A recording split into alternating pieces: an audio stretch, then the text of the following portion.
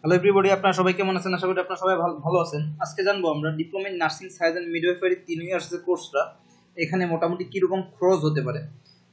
আপনারা অনেকেই সরকারি মেডিকেলে, সরকারি যে নার্সিং ইনস্টিটিউটগুলো আছে এগুলোতে চান্স পেয়েছেন, ভর্তি হয়েছেন, কিন্তু অনেকেই হয়তো বা প্রাইভেট মেডিকেল নার্সিং কলেজগুলোতে ভর্তি হইতে হবে। সেক্ষেত্রে তাদের কী পরিমাণ একটা খরচ হতে পারে সেটা আমরা জানবো। এখানে প্রাথমিক মোটামুটি একটা ধারণা দেবো যে এই পরিমাণ আপনাদের খরচ হতে পারে। মোটামুটি অ্যাডমিশন ফি সাধারণত 30 থেকে 40,000 টাকার মতো হয়ে থাকে। ডেভেলপমেন্ট একটা ফি তারা রাখে, এটা সাধারণত 1 থেকে 1.5 লাখ টাকার মধ্যে রাখে। টিউশন ফি হচ্ছে আপনার 1 লাখ থেকে 1,30,000 বা 40,000 টাকা এরকম একটা রাখে। লাইব্রেরি ফি তারা একটা রাখে অনেক প্রতিষ্ঠান 10 থেকে 15,000-এর মধ্যে এটা রাখে। প্র্যাকটিক্যাল ফি তারা মোটামুটি 30 থেকে 35,000 টাকা।